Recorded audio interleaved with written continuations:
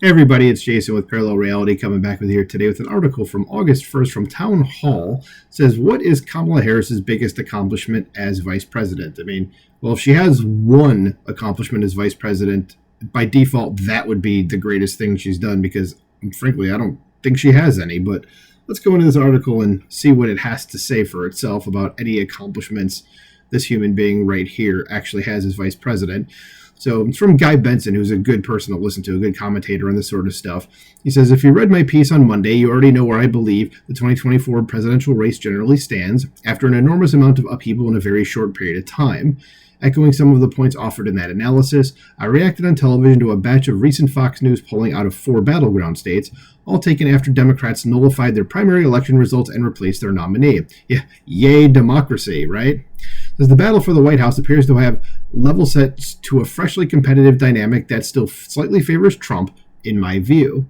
But Harris has made gains so far, consolidating and energizing a previously fractured and dispirited party, and, at least for now, reversing the Trump campaign's forays into expanding the map. And here's Guy Benson's embedded tweet. It says, it says his analysis on where the race stands at 99 days out, with an expanded review of optimistic and pessimistic scenarios. And there we go. So let's go ahead and skip down. So it says the Democrat in that segment went on to argue that Harris will attract independent voters by focusing on democracy and reproductive justice, which isn't a thing. Okay, adding it, a word in front of the word justice means it's less of actual justice than there is. And again, they don't know what democracy is. But anyway, it says referring to it as a generational talent. What are you talking about? If that's the best talent you have, then your talent sucks. Says Republicans have a good chance of winning independent voters by simply pointing to Harris's stated records and beliefs, which are far out of step with the American electorate's mainstream on nearly every issue. And yeah, if you go look that up and see like what her old positions are, because now they're trying to whitewash everything she said and say like, no, those aren't her positions anymore. And it's like, yeah, she's basically flip-flopped on every position she held in the 2020 presidential election. But yeah, go ahead and check those out because that's how she really feels. Okay, she's a Marxist. Simple as that. And that alone should be disqualifying. It says, the top issues of the campaign, according to numerous polls, are the economy and immigration, on which Trump leads. As for Harris's supposedly unique and sweeping appeal, it seems the voters haven't gotten that memo. It says the current 538 average on Harris approval after a week-long full-court press for her. We'll see how and if things move over the coming month or so. Dems and media shooting for a VP pop and convention bounce in the horse race numbers. In 538, I don't think Nate Silver does it anymore, but he was, or not him, but his website is continued. I think they were bought. And I can't remember by who, but they're continuing his stuff. So they're decent from what I've heard. I don't go there or anything. So go ahead and check that out if you want. It says, as noted in the tweet, Democrats and their partners in the news media will parlay Harris's running mate selection and the following convention as opportunities to improve her image. They're hoping to pull her into the lead in this race through an avalanche of glowing publicity and propaganda.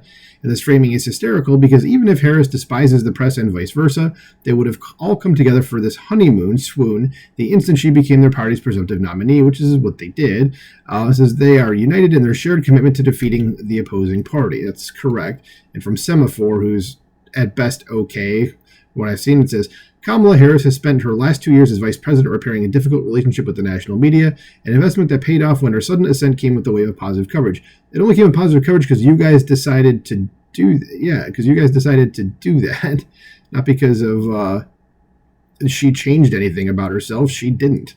But anyway, as part of the reason Harris has a poor job approval rating is that she is, of course, deeply associated with the failed Biden-Harris record over the past 2 years, and people can't discern any real achievement she's posted in her vice presidential roles because she doesn't have any.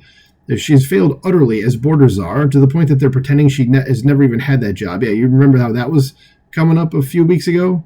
That they're just like, she was never border czar. And then if you go to, there's a Newsbusters video that a dude put out. I think it was Bill DeAgostino, and I've mentioned this in other videos, that it's just a supercut of all the times the left-wing media has said that, has called her specifically border czar. But now they're trying to be like, she was never that. And it's like, you guys called her that. You know that, right?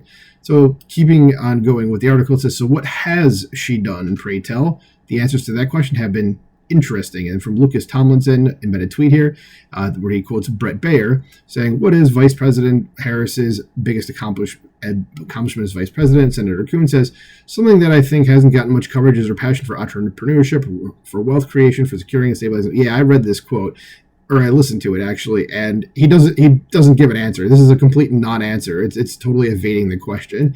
So it says Coons was clearly caught off guard by that question, sputtering some nonsense about her passion for entrepreneurship.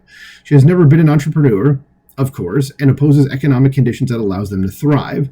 The one thing she's reportedly quite good at is creating job openings within her own office. That's a good dig. Having experienced dramatic staff turnover throughout her career. Various news outlets reported on such ugliness before she became their collective party's standard bearer. And there's also this column from 2019. It says, quote, as many of you know, my family has some long political roots. My dad, J. Eugene McAteer, was a San Francisco supervisor and state senator until his untimely death at age 51. I pursued the educational political route and was elected Nevada County Superintendent for schools for 6 4-year terms. Our son, Gregory, loves politics and thought it also might be his passion. A few years ago, I assisted him in securing a summer non-paid internship with Senator Dianne Feinstein, in her San Francisco office. Feinstein's office was unable to give Gregory a start in June, unable to have Gregory start in June, but told him that then Attorney General Kamala Harris was looking for summer interns. Gregory had an eye-opening experience in Kamala Harris's office that none of us expected. For his sake, this month could not pass quickly enough. Needless to say, he was delighted to work in Feinstein's office for the rest of the summer. So Senator Harris vocally throws around F-bombs and other profanity constantly in her berating of staff and others. The staff is in complete fear of her, and she uses her profanity throughout the day. As Attorney General, Senator Harris instructed her entire staff to stand every morning as she entered the office and say, "Good morning, General," which I find hilarious because it's just like, I'm just trying to picture it in my head, and I'm like, this just sounds idiotic and stupid, and I'm like, I don't get that. Like, what? Like, it sounds so fake. Maybe it is real, but I don't know. Let's go back to the quote. It says, never once during the month-long internship did Harris introduce herself to our son, as he was only in an office with 20 paid employees, and staff was way too intimidated by her to introduce him. The only acknowledgement was a form letter of thanks signed by Harris given to him on his last day of service. Gregory was also given instructions to never address Harris nor look her in the eye, as that privilege was only allowed to senior staff members. I don't know about you, but this is not the workplace of someone who respects her staff. No. She's someone that just wants power, and she abuses her power. She doesn't know how to handle it. So it says, here's another attempt at the accomplishments question. And then Tom Elliott, who's a good follow on Twitter, he's very good at picking this stuff out. He says, Senator Warren Harris's biggest accomplishment as VP, she was the first vice president in history to visit an abortion clinic. So think about that for a minute. That's not, first of all, it's not an actual accomplishment. Like saying, oh, she went to a building. Like, that's essentially what Elizabeth Warren is saying. Like, oh yes, now let's absolutely vote for her. So it says Warren's answer is ghoulish. Harris's big achievement was visiting an abortion clinic. It says this is a party that is pro-choice on abortion, and pro-choice in scare quotes because he's going to say it in this next sentence, is it is actively pro-abortion, yes, which is further to the left than pro-choice, much further. It says Trump's position is that states can devise policy on this thorny ethical, scientific, and moral issue through elected and accountable officials, generally focusing on his opposition to late-term abortion. Harris's position is that taxpayers must fund elective abortions for any reason on demand throughout all 9 months of pregnancy, including for illegal immigrants. Yeah, I'd say that's an extreme far-left position. Like, that's an actual extremist position, as it's a grotesque and inhumane position. Correct. It says, on the accomplishments front, it seems as though voters are as stumped as professional Democrats on this question, in case you missed it. And Eric Ebenante, who's definitely a good follow as well, he clips stuff too. I'm not going to open up the full tweet, but just read this first part. So 70% of people cannot name a single Kamala Harris accomplishment from her time as VP. And Frank Luntz, who is that gentleman to the left, says, can you name a single Harris accomplishment or result from the time she was elected VP? 3.5 years. Can you name just one? So 70% cannot name anything. We'll skip past the rest of that. And of course, the article is linked in the description below. So if you do want to read the full tweet, you can click on the article, then go find that tweet embedded, click on that, and it'll pull it up. It says the latest push from the Harris campaign and media is to wish away these nationally televised commitments to ban fracking once and for all.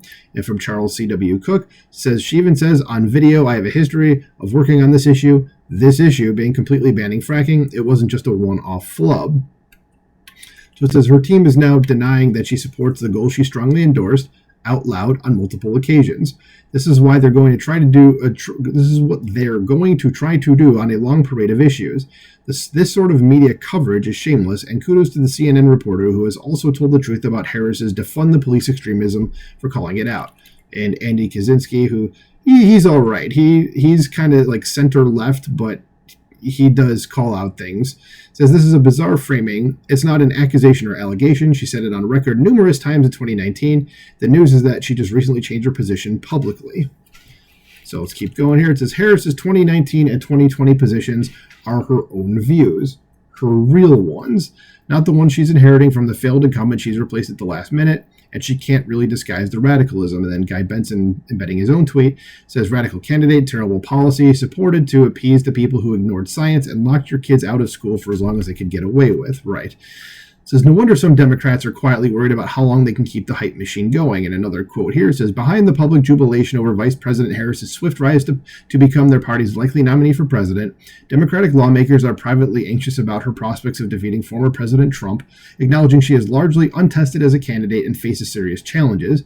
Concerns are already bubbling up over Harris's ability to connect as well as Biden did in 2020 with white working class and union voters in 3 states that were critical to defeating Trump: Michigan, Pennsylvania, and Wisconsin.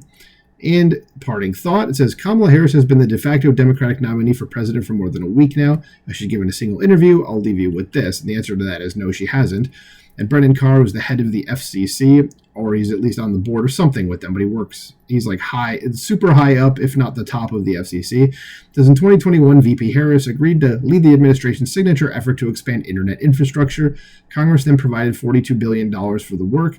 It's now been 987 days since the plan was enacted, and 0 Americans have been connected, 0 shovels worth of dirt turned. So there's tens of billions of our dollars spent, nearly 1,000 days elapsed, and 0 results. Just don't call her the internet infrastructure expansion czar. Yep, this is pretty much emblematic of Kamala Harris. It's going to take all the money, and nothing's going to happen. So what do you guys think about this? I mean, are you planning on voting for Kamala? If so, why? And also, if you can name an actual accomplishment of hers that would qualify her for the office or something that she's done at all. Let me know in the comments below. Like, share, subscribe, and I will talk to you soon. Bye.